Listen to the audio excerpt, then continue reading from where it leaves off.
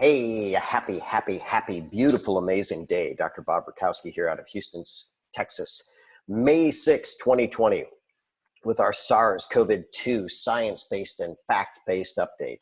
So we have Homer Simpson on the front saying, be afraid, be very afraid. And one of the questions I want to ask is, would any intelligent person give this advice across the board?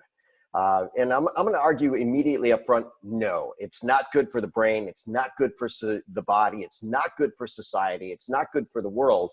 But maybe we have a reason to be afraid, or maybe not. Let's look at the facts. So I think most know by now that New York is a hotbed of COVID activity, COVID death, COVID everything.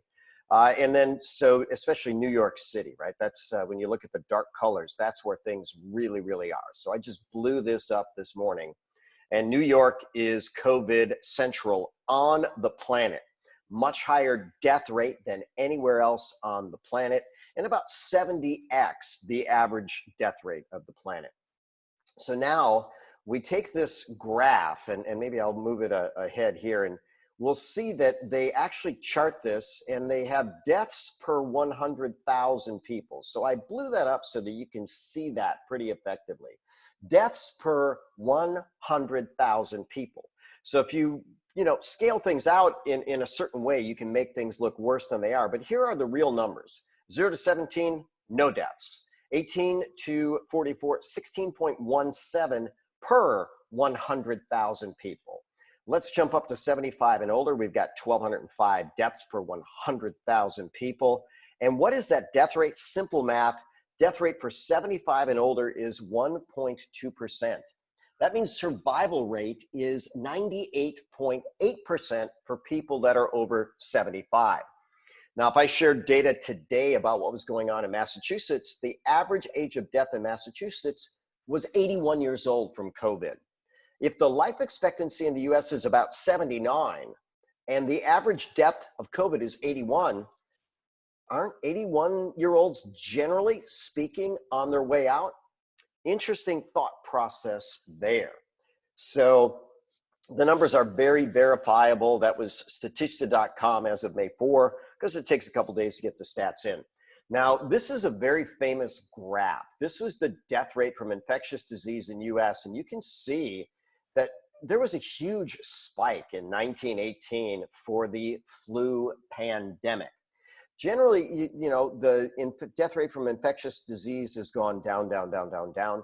Now, notice that it had gone down quite a bit before penicillin, about 75%, quite a bit down before vaccines, about 91%, and not at all since. So that's just a little food for thought there. But we have death rates for the entire world, and we go back to 1950 very, very accurately, and we can see the smooth line down. Now, if there were a pandemic, there would be a spike in that line. And so we would expect next year we'd see a spike from that line. And that's how we know that this pandemic was beyond horrible. But now let's look at what the data actually shows. So this is Worldometers. We know the world population, it clicks like a digital clock. You see it go up, up, up, up, up with every birth, down, down, down with every death. So how many people do we have on the earth? 7.78 billion people. How many days have passed this year? 126. We take the fraction of the year, the projected death rate, and we can calculate the projected deaths at the end of 2019, which was 759 per 10,000 people, and we would have 20,335,000 deaths. Well, if we went up a little, like the graph says, and let's say 760 deaths per 10,000, we could calculate that we'd be at 20,362,000 deaths. Here's the real data. We are at 20,342,000 deaths. We are exactly where we should be in terms of global death. Now, remember, a pandemic would really increase the numbers, would really increase the rate. And we've seen that. We've seen that throughout history, but we don't see this. We don't see that the death rate is up. But let's look at US, because US is having a lot of deaths, and New York especially. So the calculated death rate for the US, and you can verify that yourself, macrotrends.net, we look at the death rate, and it was projected at 8.88 per 1,000 people. By the similar calculations, global uslivestats.com, we look at the population, we look at the fraction of the year gone, we look at the death rate, and to date, it was calculated that we would actually have 998,377 deaths. How many do we actually have? 927,112 deaths. So we are 71,000 deaths below projection. So what is this pandemic doing? Not much, not much. What is the policy doing? A lot, putting a lot of people in unemployment, a lot of people in stress, a lot of people in bad circumstances. I like Dr. Daniel Amen, his book, The End of Mental Illness. He says, what if mental health was brain health? And he's done over 83,000 brain scans. You can look at his TED Talk. But here's what we know. Your brain on stress is not functioning well.